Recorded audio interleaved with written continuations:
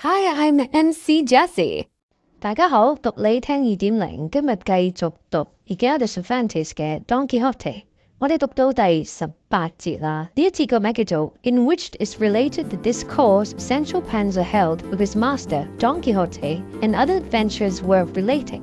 照字面解主僕兩人似乎又有啲爭辯啦咁樣，不過都係良性嘅討論嚟嘅。好，我哋睇下呢兩位仁兄重新振作之後重新出發咧，有啲咩新嘅歷險啊？跟住我哋交俾 Costa 同大家讀嚟聽。Sancho reached his master so limp and faint that he could not urge on his beast. When Don Quixote saw the state he was in, he said, I have now come to the conclusion, good Sancho, that this castle or inn is beyond a doubt enchanted, because those who have so atrociously diverted themselves with thee, what can they be but phantoms or beings of another world?And I hold this confirmed by having noticed that when I was by the wall of the yard witnessing the acts of thy sad tragedy, it was out of my power to mount upon it, nor could I even dismount from Rocinante, because they no doubt had me enchanted. For I swear to thee by the faith of what I am, that if I had been able to climb up or dismount, I would have avenged thee in such a way that those braggart thieves would have remembered their freak forever.Even though in so doing I knew that I contravened the laws of chivalry, which, as I have often told thee, do not permit a knight to lay hands on him who is not one, save in case of urgent and great necessity in defence of his own life in person. I would have avenged myself too if I could, said Sancho, whether I had been duped knight or not, but I could not, though for my part I am persuaded those who amused themselves with me were not phantoms or enchanted men,as your worship says, but men of flesh and bone like ourselves, and they all had their names, for I heard them name them when they were tossing me, and one was called Pedro Martinez, another Tenorio Hernandez, and the innkeeper, I heard, was called Juan Palomeque, the left-handed. So that, Signor, your not being able to leap over the wall of the yard or dismount from your horse came of something else besides enchantments.And what I make out clearly from all this is, that these adventures we go seeking will, in the end, lead us into such misadventures that we shall not know which is our right foot, and that the best and wisest thing, according to my small wits, would be for us to return home, now that it is harvest time, and attend to our business, and give over wandering from Secca to Mecca and from pail to bucket, as the saying is.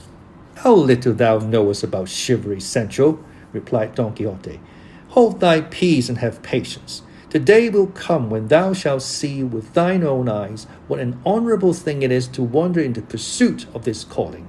Nay, tell me, what greater pleasure can there be in the world, or what delight can equal that of winning a battle and triumphing over one's enemy? None, beyond all doubt.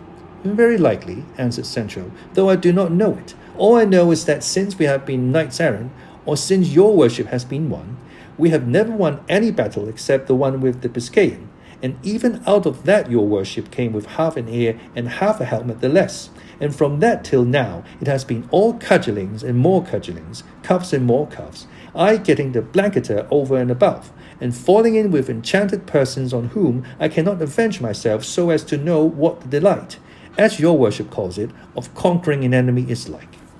That is what vexes me, and what ought to vex thee, Sancho,replied Don Quixote. But henceforth I will endeavour to have at hand some sword made by such craft that no kind of enchantments can take effect upon him who carries it. And it is even possible that fortune may procure for me that which belonged to Amadis when he was called the Knight of the Burning Sword, which was one of the best swords that ever knight in the world possessed, for, besides having the said virtue, it cut like a razor,and there was no armour, however strong and enchanted it might be, that could resist it. Such is my luck, said Sancho, that even if that happened and your worship found some such sword, it would, like the balsam, turn out serviceable and good for duped knights only, and as for the squires, they might sup sorrow. Fear not that, Sancho, said Don Quixote. Heaven will deal better by thee. Thus talking, Don Quixote and his squire were going along, when, on the road they were following,Don Quixote perceived approaching them a large and thick cloud of dust, on seeing which he turned to Sancho and said, This is the day, Sancho, on which will be seen the boon my fortune is reserving for me. This, I say, is the day on which, as much as on any other, shall be displayed the might of my arm, and on which I shall do deeds that shall remain written in the book of fame for all ages to come. Seest thou that cloud of dust which rises yonder? Well then, all that is churned up by a vast army composed of various and countless nations that comes marching there. According to that, there must be two, said Sancho, for on this opposite side also there rises just such another cloud of dust. Don Quixote turned to look and found that it was true, and rejoicing exceedingly, he concluded that there were two armies about to engage and encounter in the midst of that broad plain. For at all times and seasons his fancy was full of the battles, enchantments, adventures, crazy feats, loves, and defiances that are recorded in the books of chivalry, and everything he said, thought, or did had reference to such things. Now the cloud of dust he had seen was raised by two great droves of sheep coming along the same road in opposite directions, which, because of the dust, did not become visible until they drew near. But Don Quixote asserted so positively that they were armies that Sancho was led to believe it and say, "Well, and what are we to do, Señor?" "What?" said Don Quixote. "Give aid and assistance to the weak and those who need it. And thou must know, Sancho, that this which comes opposite to us is conducted and led by the mighty Emperor Arifanfaran, lord of the great isle and Trapubana. This other that marches behind me is that of his enemy, the king of the Gadamantes, Pentapolin of the bare arm, for he always goes to battle with his right arm bare." "But why are these two lords such enemies?" "They are at enmity," replied Don Quixote, "because this Elephanfaron is a furious pagan and is in love with the daughter of Pentapolin, who is a very beautiful and moreover gracious lady and a Christian, and the father is unwilling to bestow her upon the pagan king unless he first abandons the religion of his false prophet Mohammed and adopts his own." "By my beard," said Sancho, "but Pentapolin does quite right, and I will help him as much as I can." "In that thou wilt do what is thy duty, Sancho," said Don Quixote, "for to engage in battles of this sort it is not requisite to be a duped knight." "That I can well understand," answered Sancho, "but where shall we put this ass where we might be sure to find him after the fray is over? For I believe it has not been the custom so far to go into battle on a beast of this kind."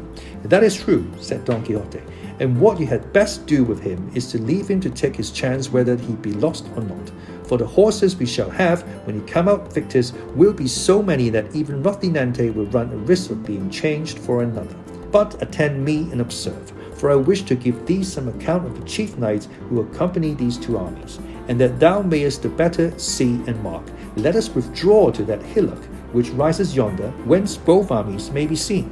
They did so, and placed themselves on the rising ground from which the two droves that Don Quixote made armies of might have been plainly seen if the clouds of dust they raised had not obscured them and blinded the sight. Nevertheless, seeing in his imagination what he did not see and what did not exist, he began thus in a loud voice: "That knight whom thou seest yonder in yellow armour, who bears upon his shield a lion crowned, crouching at the feet of a damsel, is the valiant Loacauco, lord of the Silver Bridge. That one in armour with flowers of gold, who bears on his shield 3 crowns argent on an azure field, is the dreaded Micocolembo, Grand Duke of Colossia. That other of gigantic frame, on his right hand, is the ever dauntless Brandabaron de Biloche, lord of the 3 Arabias, who for armour wears that serpent skin, and has to shield a gate which, according to tradition, is one of those of the temple that Samson brought to the ground when by his death he revenged himself upon his enemies. But turn thine eyes to the other side, and thou shalt see in front and in the van of this other army the ever victorious and never vanquished Timino of Casahona, Prince of New Biscay, who comes in armour with arms quartered azure, vert, white and yellow, and bears on his shield a cat or on a field tawny with the motto which says Miao, which is the beginning of the name of his lady, who according to report is the peerless Miaulina, daughter of the Duke Alvanikin of the Algarve. The other, who burdens and presses the loins of that powerful charger and bears arms white as snow and a shield blank and without any device, is a novice knight, a Frenchman by birth, Pierre Papin by name, lord of the baronies of Utrique. That other, who with iron-shod heels strikes the flanks of that nimble party-coloured zebra, and for arms bears azure vert, is the mighty Duke of Nerbia, Espada Villado de Bosque, who bears for device on his shield an asparagus plant with a motto in Castilian that says Restria mi siete. And so he went on naming a number of knights of one squadron or the other out of his imagination, and to all he assigned offhand their arms, colors, devices, and mottos, carried away by the illusions of his unheard-of grace. And without a pause, he continued, people of diverse nations compose his squadron in front. Here are those that drink of the sweet waters of the famous Xanthus, those that scour the woody Massilian plains, those that sift the pure fine gold of Arabia Felix, those that enjoy the faint cool banks of the crystal Thermodon, those that in many and various ways divert the streams of the golden Pactolus, the Numidians, faithless in their promises, the Persians renowned in archery, the Parthians and the Medes that fight as they fly, the Arabs that ever shift their dwellings, the Scythians as cruel as they are fair, the Ethiopians with pierced lips, and an infinity of other nations whose features I recognize in this cry, though I cannot recall their names. In this other squadron, there come those that drink of the crystal streams of the olive-bearing Betis, those that make smooth their countenance with the water of the ever-rich and golden Tagus, those that rejoice in the fertilizing flow of the divine Janum, those that roam the Tartessian plains abounding in pasture, those that take their pleasure in the Alesian meadows of Geras, the rich Manchegans crowned with ruddy ears of corn, the wearers of iron, old relics of the Gothic race, those that bathe in the Pasuerga renowned for its gentle current, those that feed their herds along the spreading pastures of the winding Guadiana, famed for its hidden course, those that tremble with the cold of the pine-clad Pyrenees or the dazzling snows of the lofty Apennine. In a word, as many as all Europe includes and contains. Good God, what a number of countries and nations he named, giving to each its proper attributes with marvelous readiness, brimful and saturated with what he had read in his lying books. Sancho Panza hung upon his words without speaking, and from time to time turned to try if he could see the knights and giants his master was describing, and as he could not make out one of them, he said to him, Signor, devil take it if there is a sign of any man you talk of, knight or giant, in the whole thing. Maybe it's all enchantment, like the phantoms last night. How canst thou say that? Answered Don Quixote. Dost thou not hear the neighing of the steeds, the braying of the trumpets, the roll of the drums? I hear nothing but a great bleating of ewes and sheep, said Sancho, which was true, for by this time the two flocks had come close. The fear thou art in, Sancho, said Don Quixote, prevents thee from seeing or hearing correctly. For one of the effects of fear is to derange the senses and make things appear different from what they are. If thou art in such fear, withdraw to one side and leave me to myself, for alone I suffice to bring victory to that side to which I shall give my aid. And so saying, he gave Rocinante the spur, and putting the lance in rest, shot down the slope like a thunderbolt. Sancho shouted after him, crying, Come back, Señor Don Quixote! I vow to God they are sheep and ewes you are charging. Come back! Unlucky the father that begot me. What madness this is! Look, there is no giant, nor knight, nor cats, nor arms, nor shields quartered or whole, nor fair assured or bedeviled. What are you about? Sinner that I am before God. But not for all these entreaties did Don Quixote turn back. On the contrary, he went on shouting out, Ho, knights! Ye who follow and fight under the banners of the valiant Emperor Pentapolin of the Bear Arm, follow me all. Ye shall see how easily I shall give him his revenge over his enemy, Alifanfaron of the Trapobana. So saying, he dashed into the midst of the squadron of youths, and began spearing them with as much spirit and intrepidity as if he were transfixing mortal enemies in earnest. The shepherds and drovers accompanying the flock shouted to him to desist. Seeing it was no use, they ungirt their slings and began to salute his ears with stones as big as one's fist. Don Quixote gave no heed to the stones, but, letting drive right and left, kept saying, Where art thou, proud Alifanfaron? Come before me. I am a single knight who would fain prove thy prowess hand to hand, and make thee yield thy life a penalty for the wrong thou dost to the valiant Pentapolin Garamanta. Here came a sugar plum from the brook that struck him on the side and buried a couple of ribs in his body. Feeling himself so smitten, he imagined himself slain or badly wounded for certain, and recollecting his liquor, he drew out his flask, and putting it to his mouth began to pour the contents into his stomach. But ere he had succeeded in swallowing what seemed to him enough, there came another almond which struck him on the hand and on the flesh so fairly that it smashed it to pieces, knocking 3 or 4 teeth and grinders out of his mouth in its course, and sorely crushing 2 fingers in his hand. Such was the force of the first blow and of the second, that the poor knight, in spite of himself, came down backwards off his horse. The shepherds came up and felt sure they had killed him. So all in haste they collected their flock together, took up the dead beasts, of which they were more than 7, and made off without waiting to ascertain anything further. All this time Sancho stood on a hill watching the crazy feats his master was performing, and tearing his beard and cursing the hour and the occasion when fortune had made him acquainted with him. Seeing him then brought to the ground, and that the shepherds had taken themselves off, he ran to him and found him in very bad case, though not unconscious, and said he, "Did I not tell you to come back, Signor Don Quixote, and that what you were going to attack were not armies but droves of sheep?" "That's how that thief of a sage, my enemy, can alter and falsify things," answered Don Quixote. "Thou must know, Sancho, that it is a very easy matter for those of his sort to make us believe what they choose, and this maligner being who persecutes me, envious of the glory he knew I was to win in this battle, has turned the squadrons of the enemy into droves of sheep. At any rate, do this much, I beg of thee, Sancho, to undeceive thyself, and see that what I say is true. Mount thy ass and follow them quietly, and thou shalt see that when they have gone some little distance from this, they will return to their original shape, and, ceasing to be sheep, become men in all respects as I described them to thee at first. But go not just yet, for I want thy help and assistance. Come hither, and see how many of my teeth and grinders are missing, for I feel as if there were not one left in my mouth." Sancho came so close that he almost put his eyes into his mouth. Now just at the moment the balsam had acted on the stomach of Don Quixote, so at the very instant when Sancho came to examine his mouth, he discharged all its contents with more force than a musket, and full into the beard of the compassionate squire. "Holy Mary!" cried Sancho, "what is this that has happened me? Clearly the sinner is mortally wounded, as he vomits blood from his mouth." But considering the matter a little more closely, he perceived by the colour, taste, and smell that it was not blood but the balsam from the flask which he had seen him drink, and he was taken with such a loathing that his stomach turned, and he vomited up his inside over his very master, and both were left in a precious state.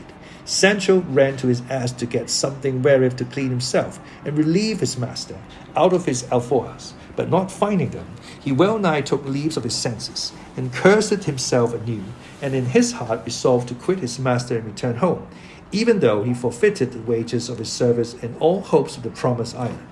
Don Quixote now rose, and putting his left hand to his mouth to keep his teeth from falling out altogether, with the other he laid hold of the bridle of Rocinante, who had never stirred from his master's side, so loyal and well-behaved was he, and betook himself to where the squire stood leaning over his ass with his hand to his cheek, like one in deep dejection.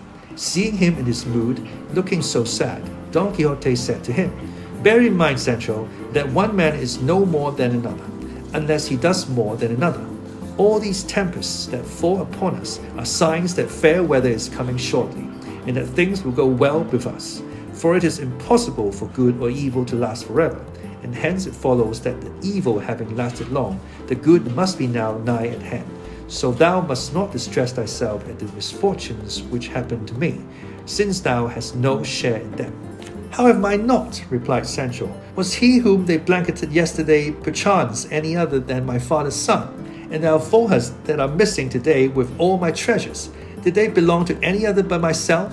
"What? Are the alforjas missing, Sancho?" said Don Quixote. "Yes, they are missing," answered Sancho. "In that case we have nothing to eat today," replied Don Quixote. "It would be so," answered Sancho, "if there were none of the herbs your worship says you know in these meadows, those with which knights-errant as unlucky as your worship are wont to supply such like shortcomings."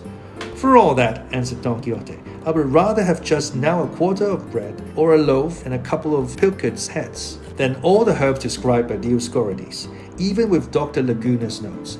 Nevertheless, Sancho the Good, mount thy beast and come along with me, for God, who provides for all things, will not fail us, since he fails not the midgets of the air, nor the grubs of the earth, nor the tadpoles of the water, and is so merciful that he maketh his sun to rise on the good and on the evil, and sendeth rain on the unjust and on the just. Your worship would make a better preacher than knight-errant, said Sancho.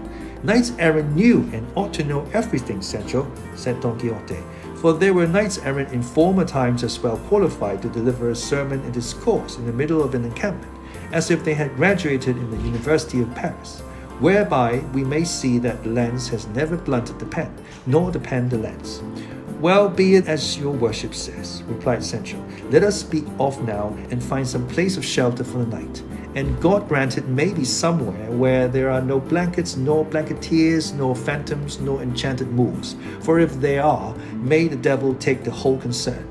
Ask that of God, my son, said Don Quixote, and do thou lead on where thou wilt. For this time I leave our lodging to thy choice. But reach me there by hand, and feel with thy finger, and find out how many of my teeth and grinders are missing from this right side of the upper jaw, for it is there I feel the pain. Sancho put in his fingers, and feeling about asked him, How many grinders use your worship have on this side? 4, replied Don Quixote, besides the back tooth, all whole and quite sound. Mind what you're saying, Senor. I say 4, if not 5, answered Don Quixote, for never in my life have I had tooth or grinder drawn, nor has any fallen out or been destroyed by any decay or rip. Well then, said Sancho, in this lower side your worship has no more than 2 grinders and a half, and in the upper neither a half nor any at all, for it is all as smooth as the palm of my hand. Luckless that I am, said Don Quixote, hearing the sad news his squire gave him. I had rather they despoiled me of an arm, so it were not a sword arm. For I tell thee, Sancho, a mouth without teeth is like a mill without a millstone, and a tooth is much more to be prized than a diamond. But we who profess the austere order of chivalry are liable to all this. Mount, friend, and lead the way, and I will follow thee at whatever pace thou wilt. Sancho did as he bade him, and proceeded in a direction in which he thought he might find refuge without quitting the high road, which was there very much frequented. As they went along, then, at a slow pace, for the pain in Don Quixote's jaws kept him uneasy and ill-disposed for speed, Sancho thought it well to amuse and divert him by talk of some kind, and among the things he said to him was that which will be told in the following chapter. 唔該晒 Costa， 好，呢一節就讀完啦。唐吉訶德再一次咧係受到挫折，佢幻想前面嘅羊群咧變咗做一個武士騎士嘅大戰，咁啊自己係參與其中啦，單挑敵方陣營嘅皇帝啦，咁最後咧只係俾一班牧羊人咧就旁敲側擊，打到一地都係牙。咁啊，辛祖咧爭啲咧都想離佢而去㗎啦，不過見佢咁可憐咧，叫做留喺佢身邊啦。而家呢個時候咧，佢亦都發現咗咧，佢身上冇晒糧食啦。咁佢哋究竟要點做咧？想食包都冇，唐吉訶德都冇辦法啦，只能夠咧任由阿辛祖一大狼啦。去到呢一個位咧，我相信唐吉訶德雖然口上面就講到非常之正能量嘅嚇，最壞嘅時間咧始終都會過去嘅。咁但係呢一刻咧，我相信佢都係心力交瘁。好，我哋睇下呢一字有啲咩字同大家分享。Contravene 文中比較前段啦，有提到嘅唐吉訶德佢自己嘅對白嚟嘅。佢話佢唔想 contravene 呢個 order of chivalry 啊，呢個嘅事嘅規條啦。contravene 即係違規啦、違反啦，動詞嚟嘅。contravene contravene offend against the prohibition or order of dauntless dauntless形容詞嚟嘅 showing fearlessness and determination 無畏無懼嘅 dauntless。